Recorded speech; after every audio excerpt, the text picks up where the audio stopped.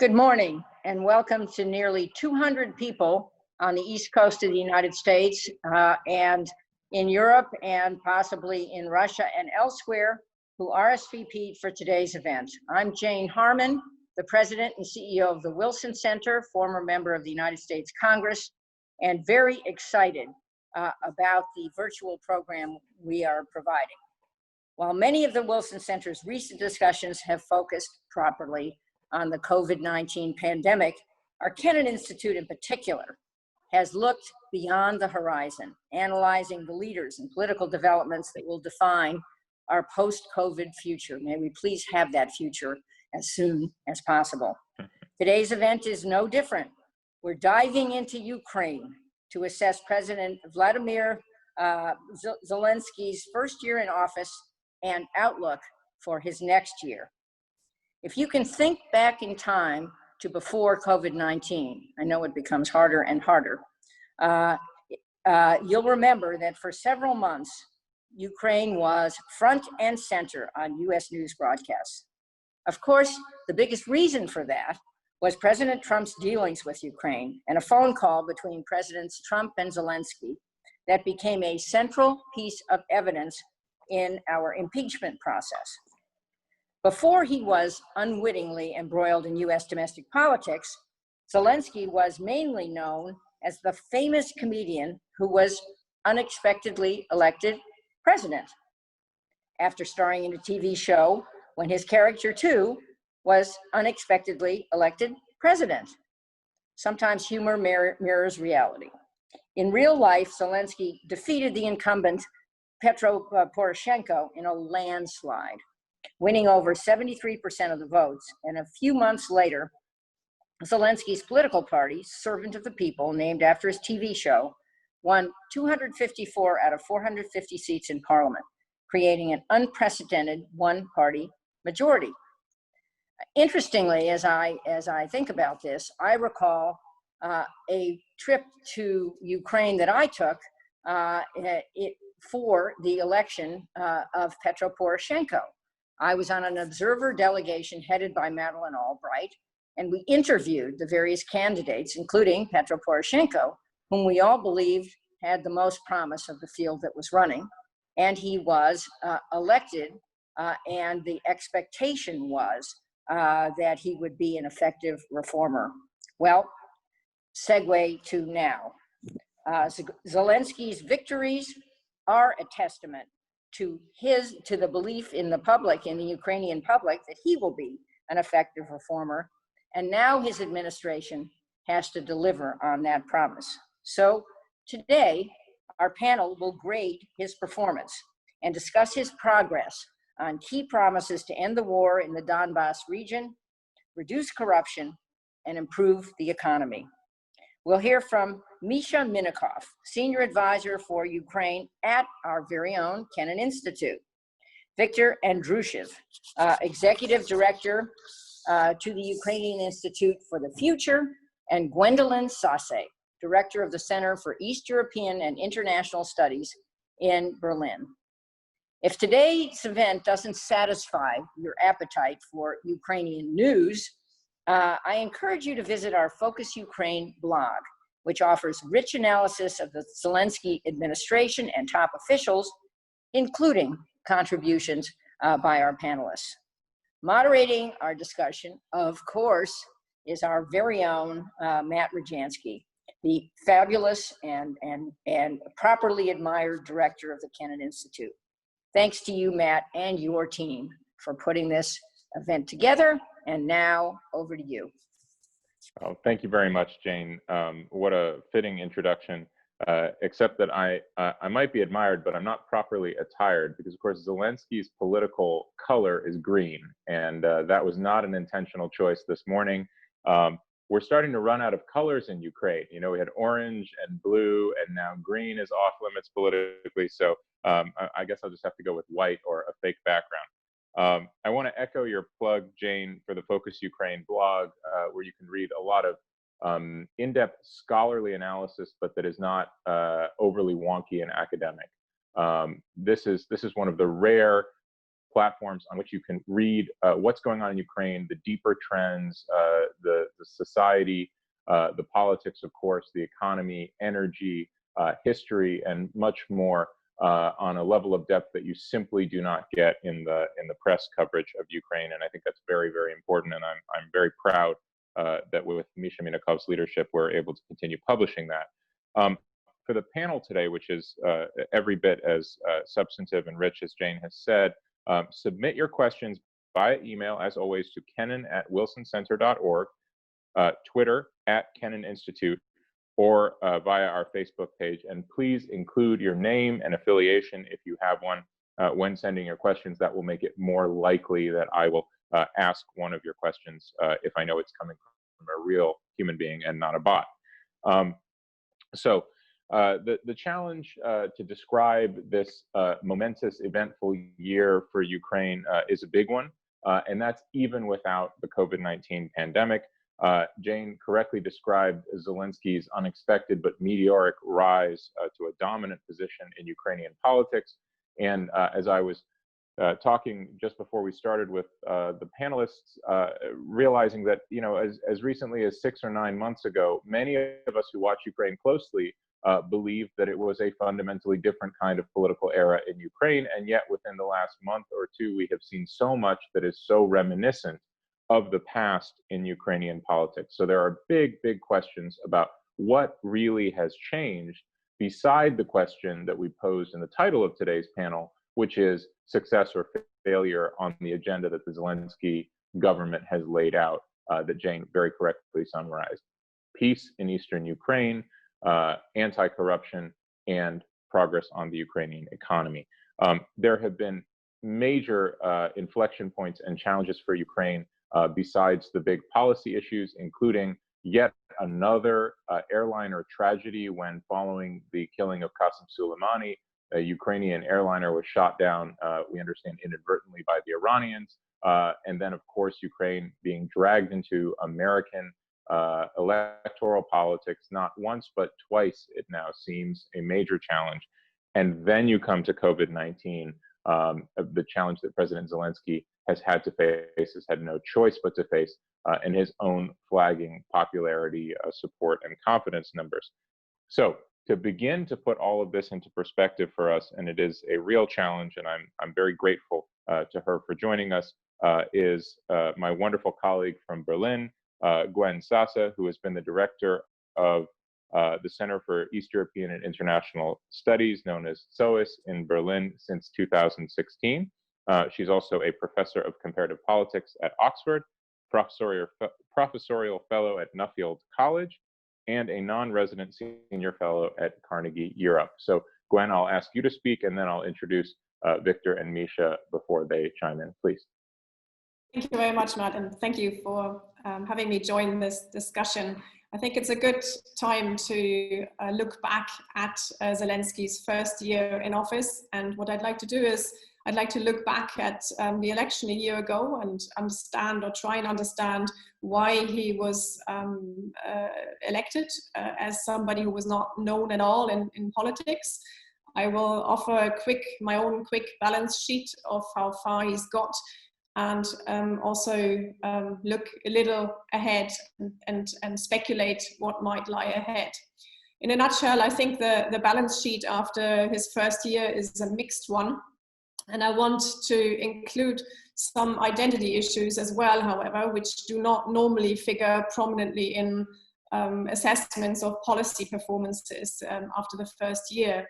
So why did he actually win with 73% across Ukraine? So that merits emphasizing, because he was not only popular, as has often been the case in Ukrainian elections in certain parts of the country, but he won with a little pocket, exceptional pocket in Western Ukraine. He won across the country. So he managed what other presidential candidates had not managed up to this point, as somebody totally unknown.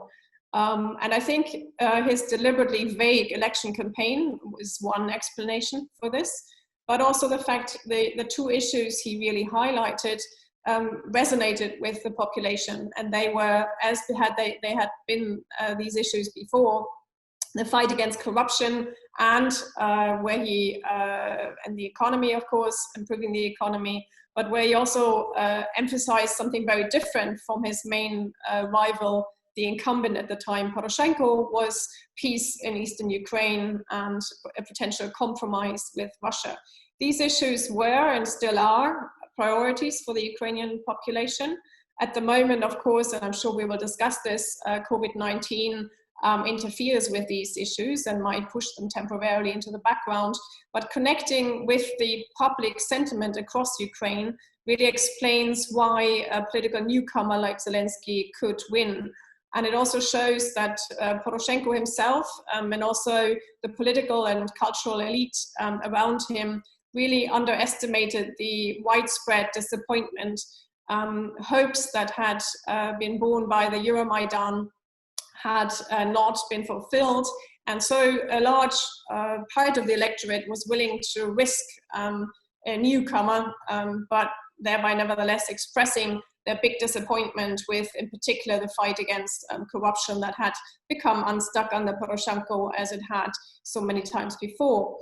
I mentioned that I would like to put identity issues in the equation, and I think Zelensky, unlike Poroshenko, realized and also verbalized what had been going on in Ukrainian society for a while, but had actually strengthened during the war in eastern Ukraine.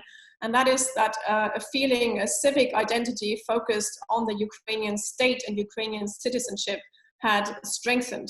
So by not emphasizing, like Poroshenko, you might recall his election slogan was army, language, faith, by not emphasizing these ethnic and linguistic and also war-related parts of an identity, but to reach out to the whole of Ukraine, all citizens of Ukraine, explicitly also addressing the citizens in eastern Ukraine as citizens of Ukraine, and also citizens in Crimea as citizens of Ukraine.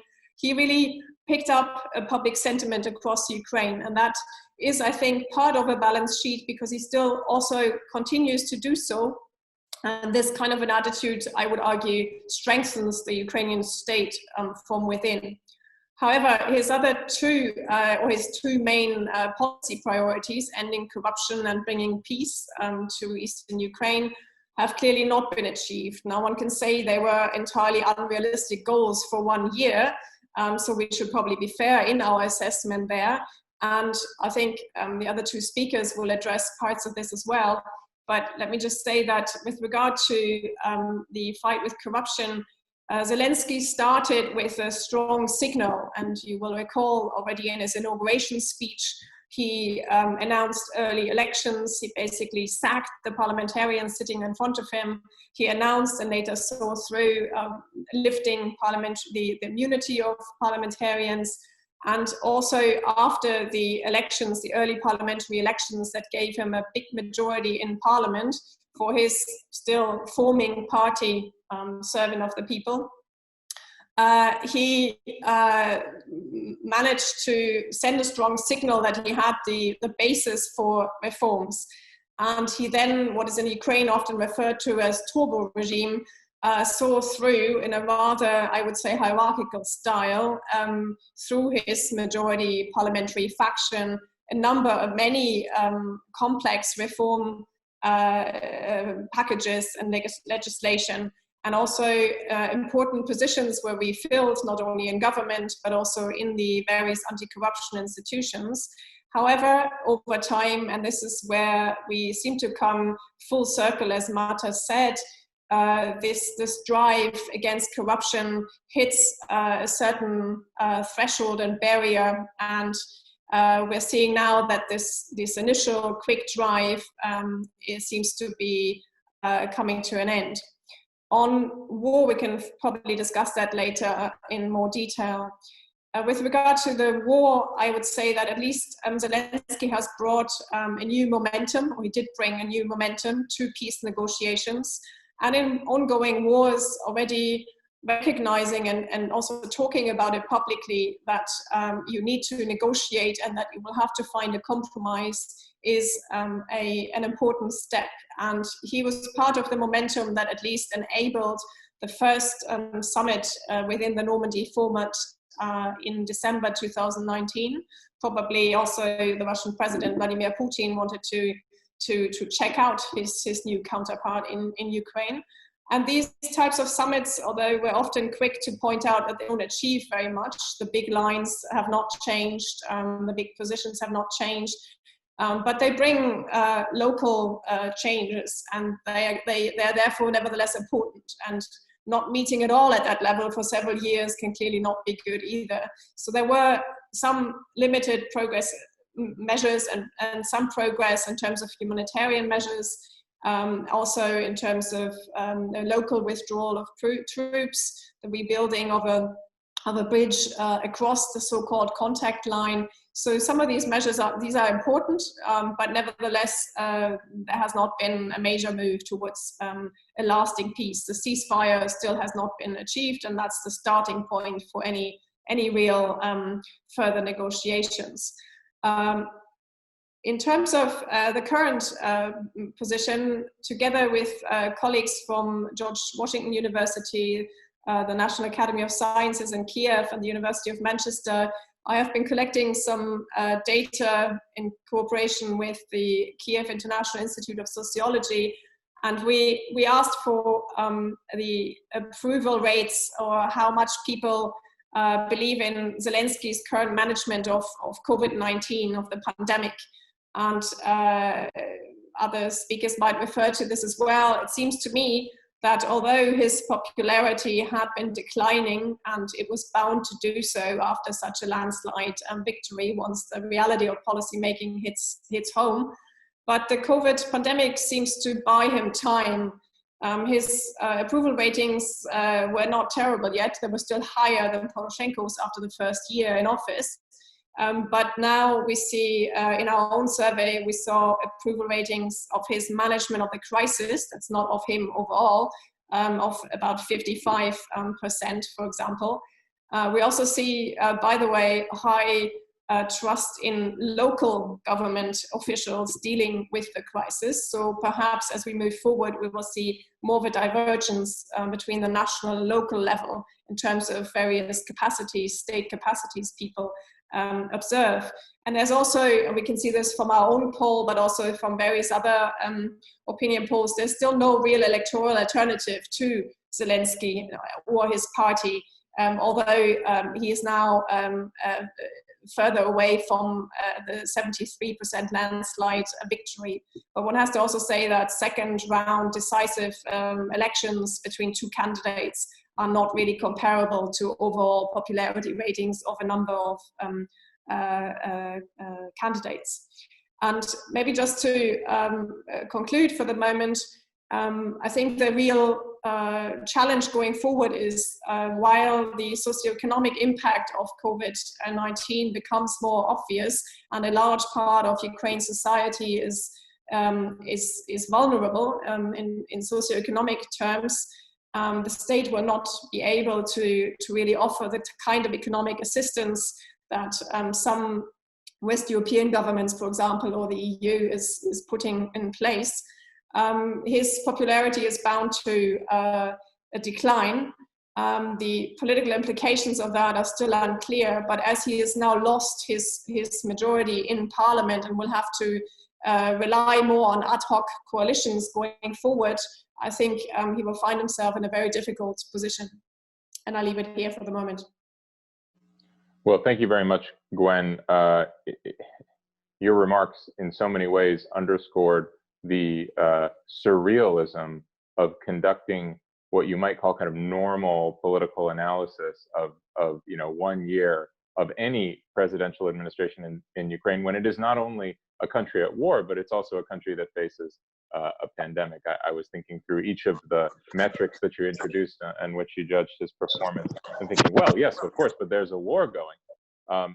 I want to turn, before we get into the conversation, to Victor and Misha. Victor first, please. Victor Andrusiv is a Ukrainian political and civic activist, and since July 2016, he has been the executive director of the think tank Ukrainian Institute for the Future, and he gives us a perspective from on the ground in Kiev. Victor, please. Great. for the day to see everybody alive in real life. So I was looking for some summary of the first year of Zelensky. And for me, it is like the failure of big myths about the Ukrainian politics. So we have for many years, and also we have this, the West also had several myths about Ukraine and how to change Ukraine. And for me, Zelensky is the guy who really ruined these myths. The first one was for many years that we lack a political will to change. Zelensky has shown the great will to change during this year. And I'm sorry, do you hear me? Yeah. So, but as we see at the end of the year, the only political will, it was not enough. So his results were not dependent on political will. The second huge myth about Ukrainian politics and change was that we need young and modern people in government and in the ruling of the state process. Zelensky really made this experiment, the huge experiment, when he put really people who never served in the state machine, who never worked inside the bureaucracy. And for them, I would say that it was the first real work. He put the people to become ministers who were unexperienced, but they were really honest, and they were really young and new. But the result of this was also awful, because the government of Alexei Goncharuk has failed on economic issues and on economic development, and it launched a lot of problems which we have now and we will have later. Another one huge myth also was that it's enough to be honest. If you have honest president, if you have honest ministers, then you will succeed. Again, this myth also failed, because we had the honest president, we had the honest ministers, but they were so incompetent that they failed to show the success and the good results. So I would summarize this year as a failure of big myths about Ukraine and the way to change Ukraine. So for the moment, if we treat the year of Zelensky, I would shortly say that it was blitzkrieg, which later went in the positional warfare.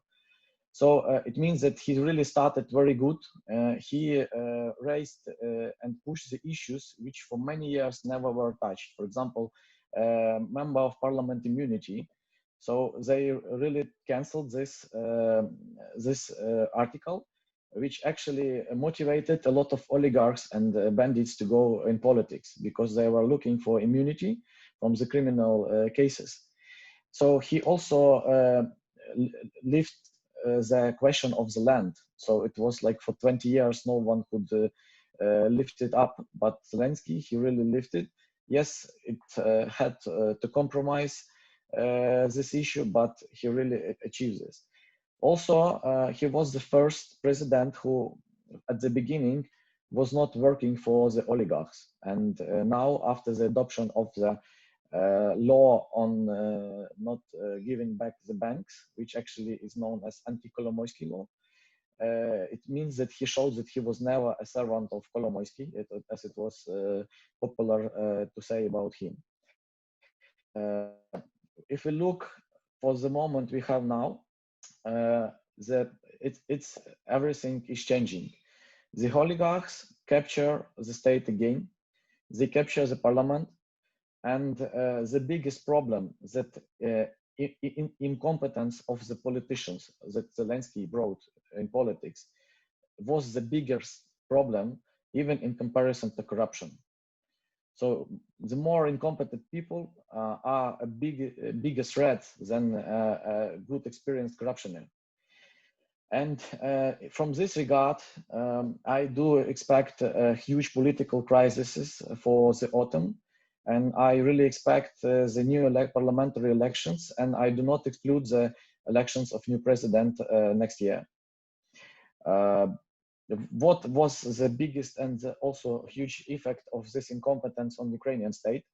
So we lost the central management of the state, because on the level of the ministers and ministries, a lot of incompetent people, and they do not manage state properly, and the state now stays on the local councils and the local mayors, who are really showing good result, especially in the question of pandemic issues and so on. So it means that the central power is very weak, and this is a big problem, because we go into the local elections, and after the elections, if Zelensky will fail and his party will fail, the local mayors and feudals, I call them, they will feel themselves very comfortable and strong. And it means that will not listen to Zelensky and his power in Kiev. And this also can lead to more separation trends and conflict trends, the region versus central state. So, and finally, this crisis also can lead to the new elections in the parliament. One more issue I would like to touch is the issue of the conflict resolution. Zelensky also tried to reach the to shift the peaceful process. He tried to look the new fields, the new questions, the new proposals, but the reality was that he was not able to solve this problem, because this problem can be solved only by Putin. And it was a big also disappointment for Zelensky that he didn't reach any big victory in peaceful process. And I'm afraid that by the end of the year, he also will not achieve any shift regarding the elections and bringing the occupied territories back to Ukraine. So we are going also in deep economic crisis, because quarantine has damaged Ukraine, I'm afraid, even more than pandemic, because we have a big sector of shadow economics, which actually was supporting us all the time. And the quarantine was damaging exactly the shadow economics. And I'm afraid that in the next 3 months, we will fall down very, very deep. I mean, our economic growth. And with all this, also with, as Gwendolyn already mentioned, he lost the majority in the parliament, and also he lost support of MPs. Even his own member of parliaments do not support him, and the relations between him and his people are now more pragmatic than ideological, as it was a year ago when they supported him by ideological issues. So I think that this will lead to big crisis in autumn, which will go in the new elections to the spring.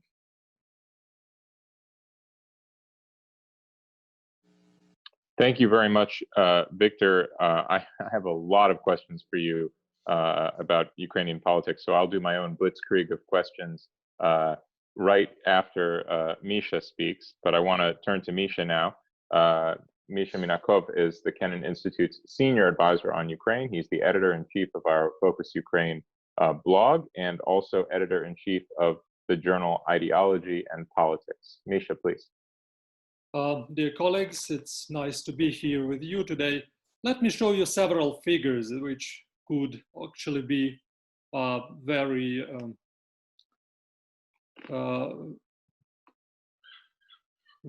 instructive on what's going on in Ukraine. Do you see my slides now? Okay, so a year ago, Zelensky has won by offering to Ukrainian voters a number of promises: peace, anti-corruption, and economic betterment for the households. And Gwendolyn was talking about these major issues, and indeed, there was like unfrozen process to reaching the peace. Anti-corruption machinery that was built in recent 5 years started working, although not delivering the effect expected so far, and economic betterment was expected for him pretty soon. And instead, we have this problematic economic development recently, which was increased by the quarantine, an economic decline, economic crisis, an energy crisis that we just published yesterday, an article by Andrian Prokip. It shows how difficult the economic situation is. And here, Zelensky definitely is not delivering.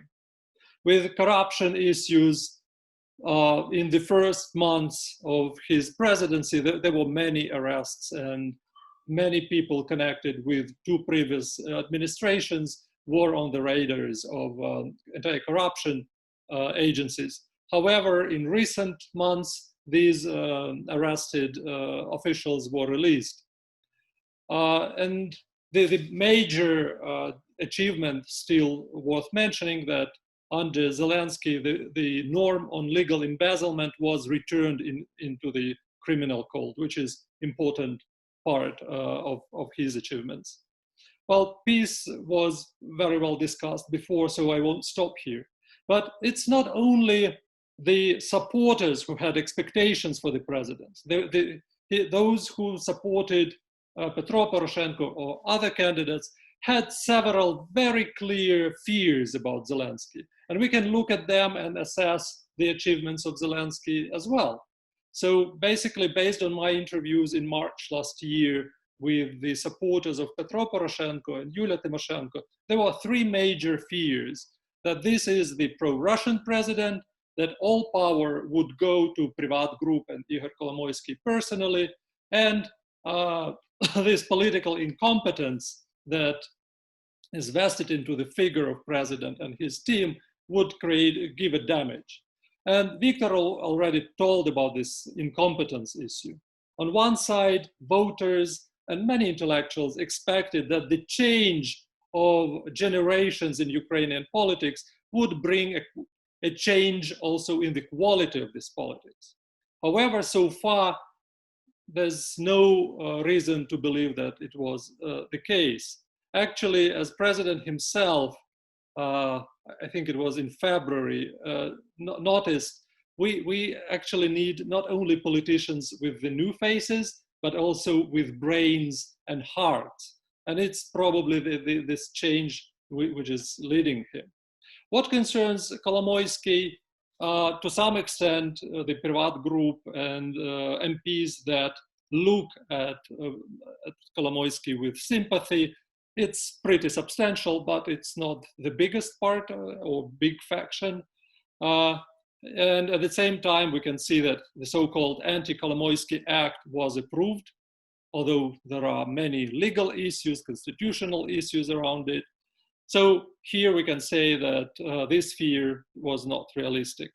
And then if we talk about pro-Russian fear that concerns Zelensky, there were no major concessions with Kremlin so far.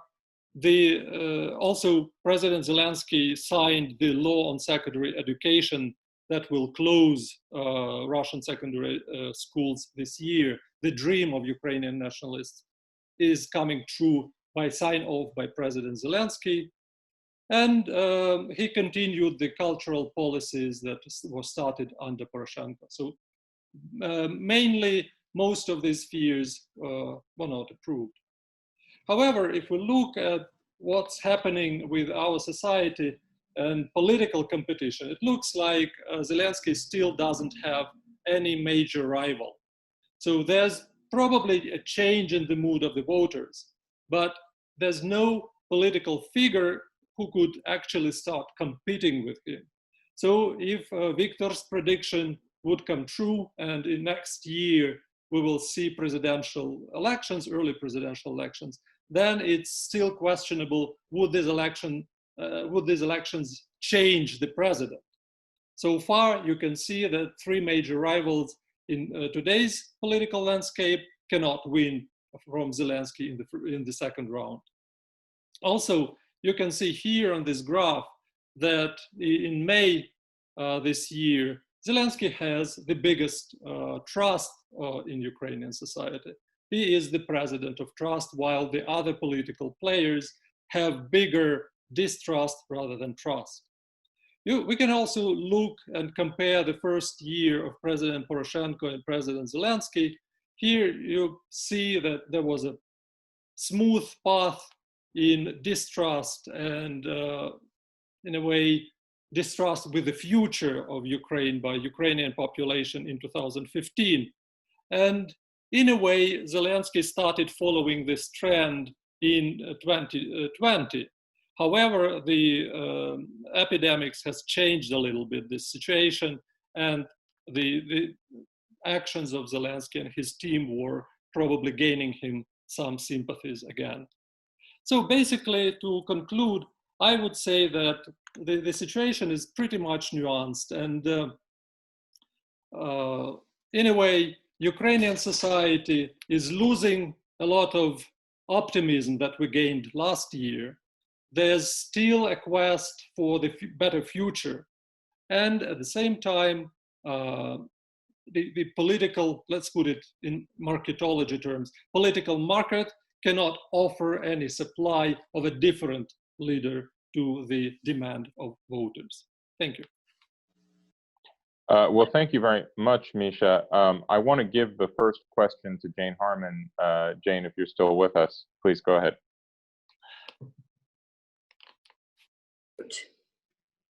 Host has unmuted me, asked me to start my video. Okay, here I am. What do you know?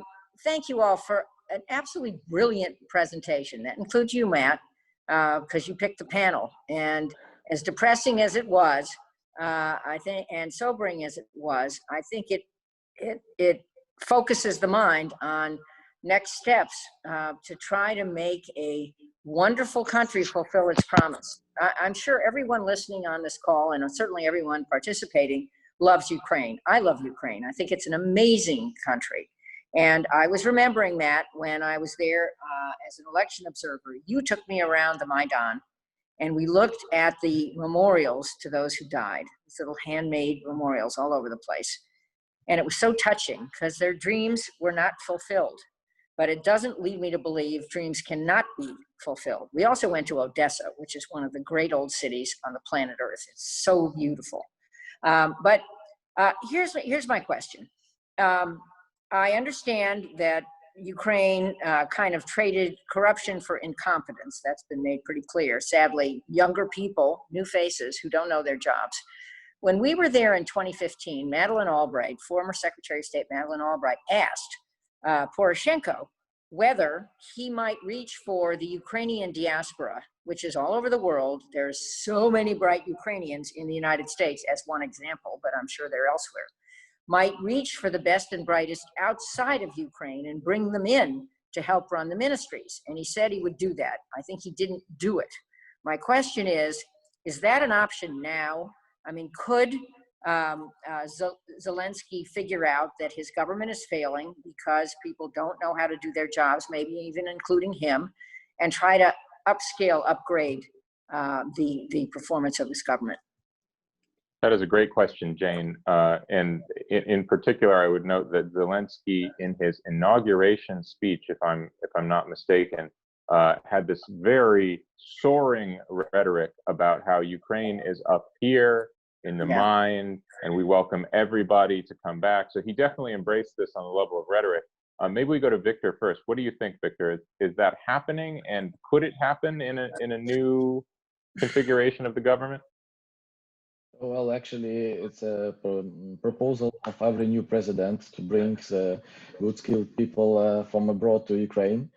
And we have now jokes that Zelensky was the first who fulfilled it because he closed the borders because of pandemic. Yeah. So to be honest, the problem is about the institution. And even if we talk about the involvement of the people who are really good skilled abroad and they have to leave their house, their family, or their good paid job to come to Ukraine, we have no infrastructure to accept them. So you can come, then you go for some competition, but you will lose because the competitions are still corruption. And also the new people, the Goncharuk, he was promoting his people on a lot of top positions based just on the positions that I know that man.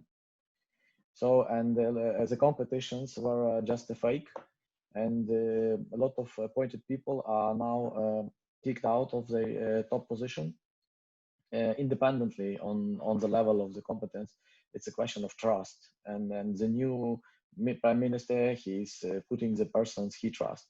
So the problem is, and actually I think for the US is very important to study the first year of Zelensky, because this is a question of the strategy of United States here and in every new democracy. You should look through your strategy, because this year showed that a lot of things that people hope in US, on some people, on some known activists, and which have great support in Washington, they failed. And this is the question of the strategy. So what should be next? For sure, Ukraine will get the new chance in 3 or 5 years. We will have again new chance, because we state of chances that we lost all the time. Yeah, but every time we will receive a new chance. And for that chance, what should be changed that we would not lose it?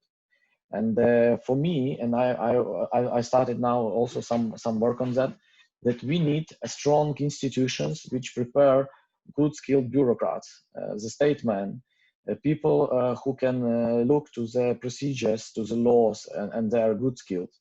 We have no such institutions in Ukraine, because our Academy of Public Administration is totally ruined. And for sure, we need to build capacity, not to build, I would say, some discourses about democracy. We need people who can bring all this to life.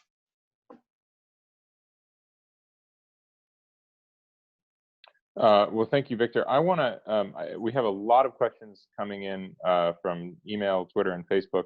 I want to get to them in the limited time we have, but I want to just ask you one precise follow-up question on something that you said.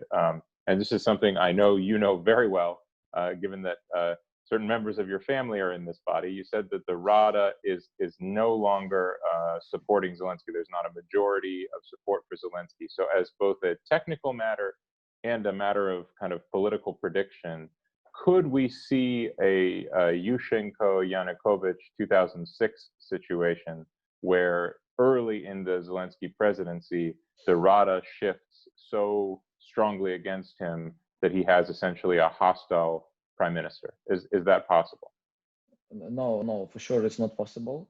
I would say that more obvious we can see the situation of 2008, when Yushchenko tried to dissolve Rada, but he was incapable to do that. And I'm afraid Zelensky is already in that position, that he can try to dissolve it, but he will not reach success. And this can lead to the also re-elections of the president and Rada later or at once.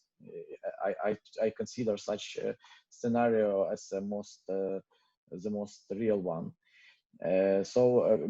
Zelensky is very weak now because we have a case which actually showed that, the case about the mayor of Cherkasy, who publicly said that Zelensky, who publicly refused to obey to the pandemic laws, to quarantine, and he blamed the president of supporting some companies and other things. And then Minister of Internal Affairs threatened to mayor through the Twitter, and Zelensky himself also made a threat to this mayor in his video, but nothing has happened. So they are totally weak in managing the state and the institutions. And later Zelensky publicly called the mayor a bandit, and then the mayor just publicly said, "Okay, look, when you were working for the bandits, I was staying on the Maidan." So, and this is like to say that the king is naked.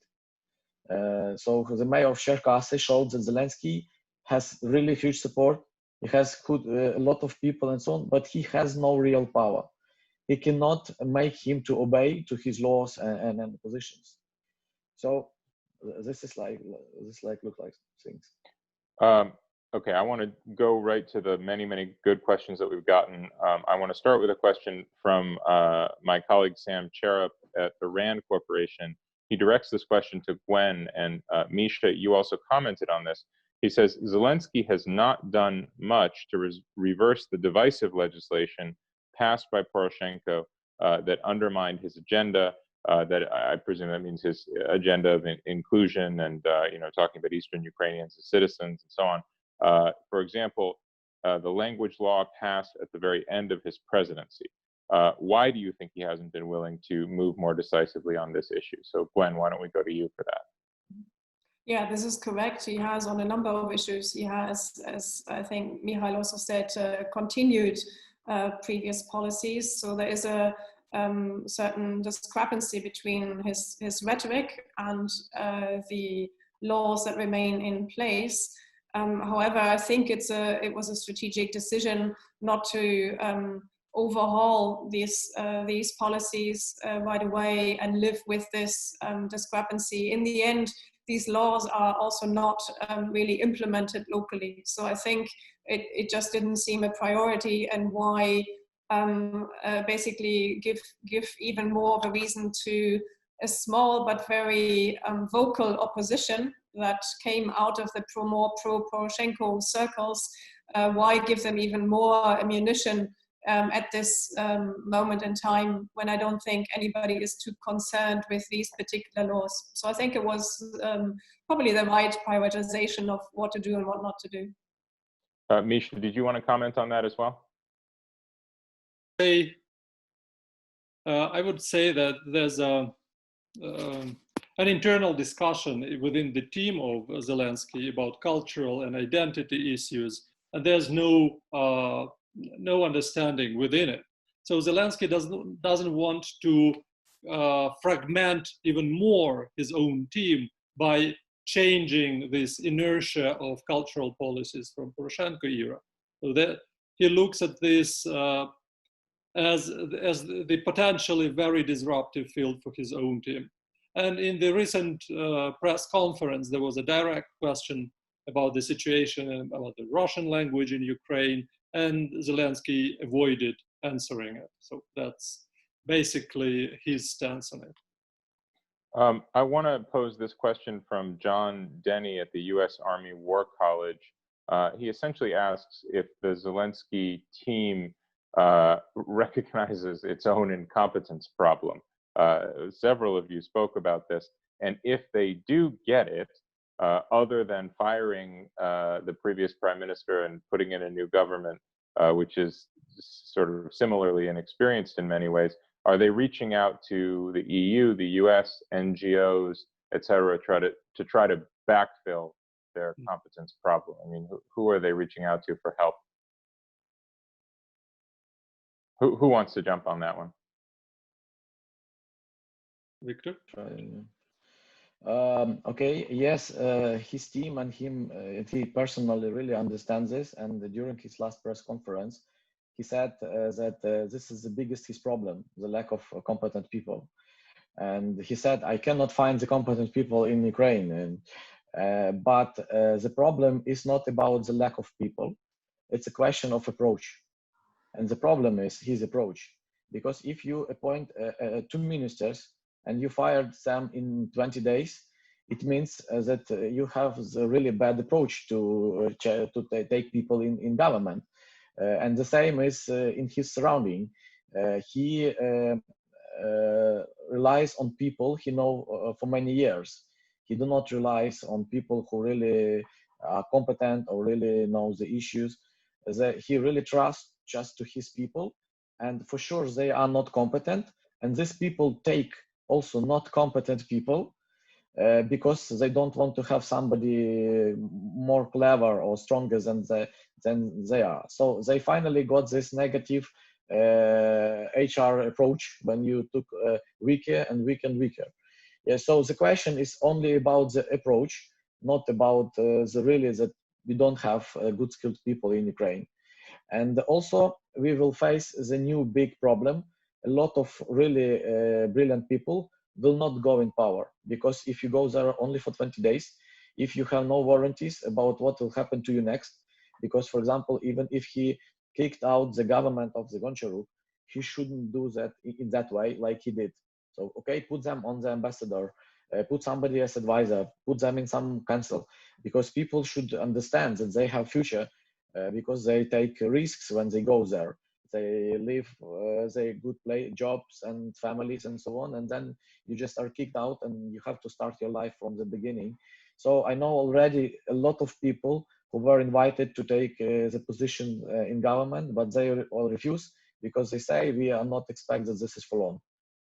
If I may, just to emphasize the second part of that question, another question from Antoinetta Dimitrova from Leiden University in the Netherlands. She asks again about the ministerial reforms that the EU and the EBRD have invested considerably in, I think before the Zelensky years and ongoing.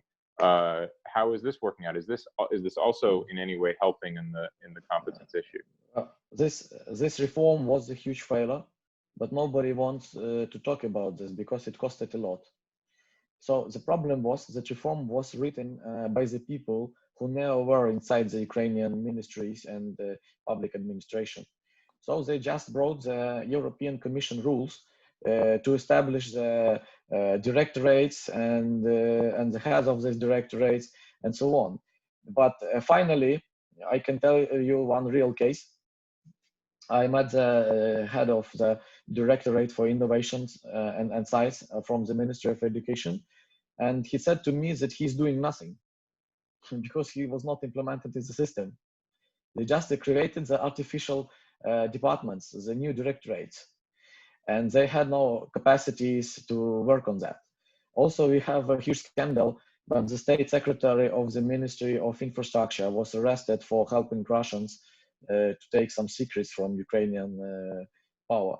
So the state secretary was also the new idea. Like it looked like new idea because it was actually old one because Kuchma was promoting it. So to say this reform really failed, and you have to understand that when we talk of the reforms, we should talk of the capacity to implement the reform, because Zelensky and the parliament, they adopted enormous number of laws which change everything, but these laws does not work even on 10% because nobody is implementing them. And you have to understand that before to develop the reform, before to develop some consultancy and so on, you have to have the real capacity of skilling the people, creating the system management and other approaches which actually are not exist in Ukrainian official state bodies. I can tell you the funny story that, for example, a lot of ministries and public bodies have no electronic documentation in Ukraine. So it's not possible to, when the society, the economics and everything is more developed than the state, because we have really good bank system. I mean, a lot of also things electronically, but the state is like in medieval. You know, it occurs to me as I'm listening to you, Victor, we have a really easy and obvious way to understand the basic problem with reform in Ukraine as it has been practiced for decades, as I've been watching it up close, just as you have been, which is just because you change a rule or a law on paper doesn't change culture. And the easy way to understand that now is the pandemic health guidelines. Just because you tell people, now you must wear a mask, now you must stand 6 feet apart, now you must not leave 100 meters from your apartment, whatever. Sure, some of the people will comply some of the time, but until the culture completely changes and this becomes an intuitive thing and the institutions are all configured in ways that make it easy to do this, the idea that everyone's lives will transform because we wrote something down or we issued an order, unless you have a policeman standing there to enforce it, it's not realistic. So it's a frustration I've had for a long time with the approach to reform. We've got at least 3 more questions I want to get to. So if you guys don't mind, I'm going to ask two questions at the same time because they're kind of like opposite sides of a coin, and I'll let you all comment on them. So the first is, how would you evaluate Zelensky's commitment to military modernization to meeting NATO standards, especially his commitment to civilian oversight of the military and reforming the general staff? That's on the one hand from Andrew Bowen at the Congressional Research Service. And then from Twitter, from Zach Pakin of the Cooperative Security Initiative, we have a question of whether there's a chance for more substantive talks about harmonization between the EU and the Eurasian Economic Union, so that Ukraine can essentially have access to both, or does Donbas have to be solved and the war with Russia have to end before any such trade harmonization would be possible? So on the one side, sort of NATO integration and reform. On the other side, some attempt to address the issue that you could say provoked the Maidan originally 6 years ago. Who wants to start? If I may. So I think here we are in the period for about a year when basically the General Staff and the Ministry of Defense are on their own, and they continue certain plans that were prepared like in 2018-19, but with slowing down this process of better cooperation with NATO or with the military reform, so security reform. Right now, you don't have many reports about this, and there is no visible change. However, if you talk, last time I was talking to several senior officers from Ukrainian army in February, and they were saying that right now, that when the attention is not paid too much to the ministry, they're actually progressing much more without this politicization of the process. But that's, technocratic internal optics on what's going on. Whether it's really is the case, it's difficult to say. Defense sector is pretty much closed here for the external assessment. And what concerns the cooperation with Eurasia, I think Ukraine is still not ready, neither politically nor economically for this. Until the Donbas and Crimean issues are not at least somehow tackled, the cooperation, the trade with Russia and Eurasian Union will probably be problematic. And the other side of the coin, does Gwen, would you maybe want to jump in on that? Do you see, and I'm in particular, I'm curious about this from the EU standpoint. Something the EU was unwilling to do 6 years ago. Would it be seen as a benefit for Ukraine, especially recovering from the crisis? Is it precluded by the lack of peace in Donbas? How do you see this prospect of EU, Eurasian Union sort of trade integration? Yes, I definitely think that the EU's willingness to contemplate whether relations in both directions might be possible economically are stopped by the unresolved Donbas issue.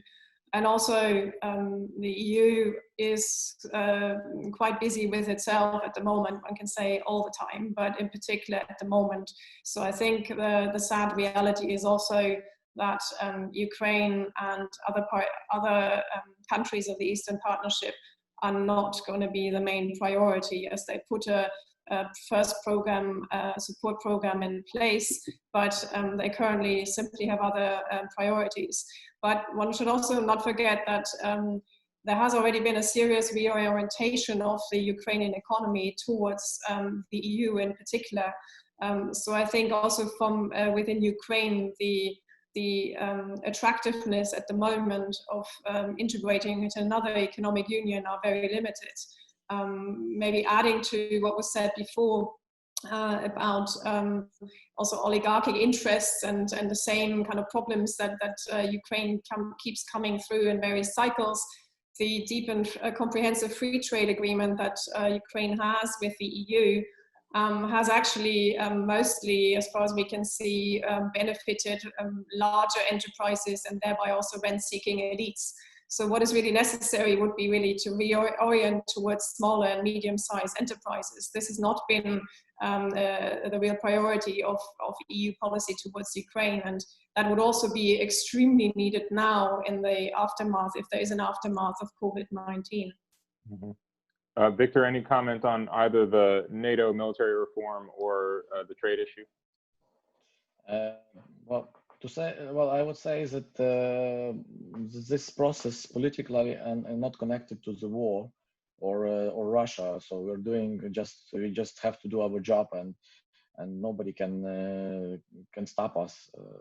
But regarding the NATO issue, I would stress that that this the year of Zelensky was also of transformation of Zelensky, because the first minister, Zahorodnyuk, he was very pro-NATO minister.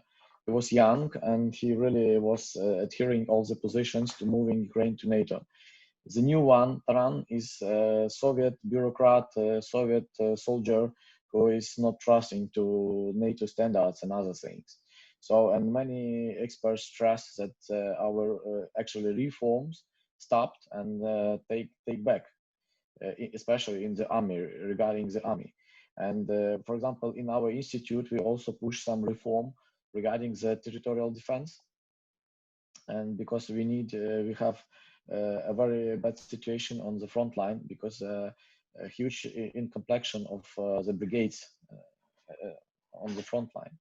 And we have to create the state reserve on the territorial defense in case of war, that we can mobilize them very quickly. But again, everything is now very slow. When in the first half of his year, you came with the good ideas, with the good things, they took it at once, yeah, but nothing happened because there was no capacity to bring it to life.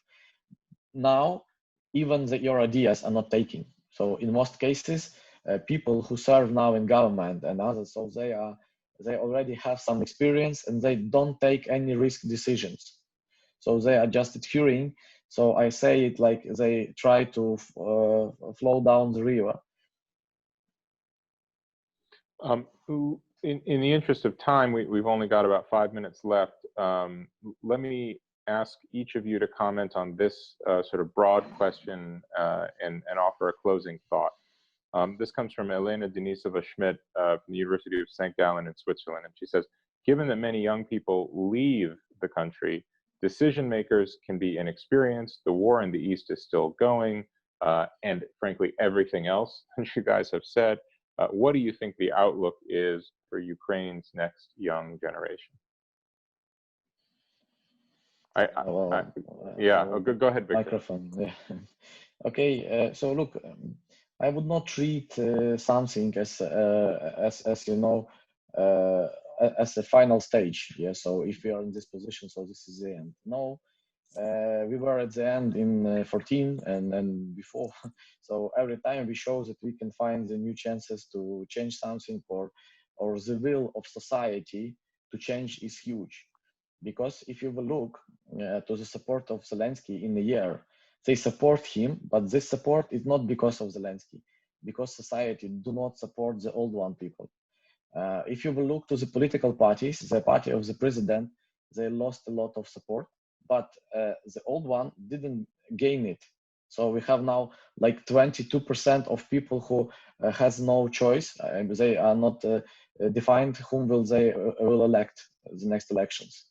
So it means that society itself is very healthy in the desire to change and reform. Yes, we have no capacity and we will do a lot of that, but there will be no final stage. So the young generation will leave now, and when we will get the new Maidan on the revolution or other things, they will come back. It always happens like that. Gwen, let me put you on the spot if I can, because I actually remember talking about this issue of the young generation and out-migration and so forth on one of my visits to Tsois. Mm-hmm. Yeah, I mean, first of all, it's probably worth pointing out that at the moment we've seen the opposite trend, and because of COVID-19, a large proportion of Ukrainian migrants has moved back, which actually adds to the socioeconomic challenges at a time when there will be no more or newer jobs. So I think for the time being, at least, this significant out-migration is at least paused. But I think nevertheless, I also see it a bit like Victor, more in cycles, because a lot of migration is in and out migration, or cyclical migration, or migration of young people for educational purposes, and then they stay on. So I think I completely agree with Victor that I think this willingness to somehow hope to move Ukraine along is strong, and is strong among the young. And it is, however, interesting just to emphasize what Victor said as well, that we see in the survey data as well that across the board that the younger population still supports Zelensky more, which I also interpret as a lack of other alternatives. And maybe it's worth emphasizing two things again. I mean, I think Zelensky also panicked. I think he looks too much at his own approval ratings. So we talked about who he needs to get into government next from abroad, and nobody is probably willing to do this soon. I mean, he fired a prime minister and a prosecutor general who were largely seen as competent domestically and internationally. So he started using this as a means to fight the gradual decline in popularity. But this is a means that you can't use several times, and then changing the finance minister several times over and a health minister at the beginning of a pandemic, this cannot bring about trust, be it the young or the old, in the country and abroad. So I think that's a really important point. And the final point that I think we haven't emphasized enough today, and for my closing remark on a positive note, I think there's a lot happening at the local level, and I think that is an area both domestically and also with international, including EU support, the area of decentralization reform. And I think what we're seeing during the pandemic now as well, Victor pointed out this divergence and also an increasing challenge from below for Zelensky, but that's also where the hope is to ultimately rebuild the state from below. That might be the only way in which one can substantially reform it, but it's going on. That process is going on, and I think that's also where the optimism still lies. Thank you, Gwen. Misha, you get the final thought. Yeah, I would like just to say here, yes, we talk about a lot of problems at central government level. However, Ukraine has shown resilience as a country, as a society, even as economy, to many problems. So in a way, yes, there are institutional personnel problems. However, I'm sure that in a year long, we can gather together again. And actually, we may talk about Ukraine and other challenges. However, this year will pass and Ukraine will develop. That's it. Well, I want to thank all three of you for an exceptionally deep and thoughtful conversation about a very difficult and enormous topic. It's something I think we're going to continue to talk about in the future. The saga of the Zelensky era in Ukraine, along with the COVID era and the era of renewed war in Europe, none of these things, I'm afraid, are leaving us anytime soon, and we'll continue to pay close attention. So I want to thank all three of the panelists, Gwen, Victor, Misha, outstanding work. I want to thank all of you for your excellent questions and apologize to those that I didn't get to. You can continue the conversation on social media. Please follow our blog, Focus Ukraine, and we'll see you next time. Bye-bye. Thank you. Thank you. Bye. Thank you, Matt.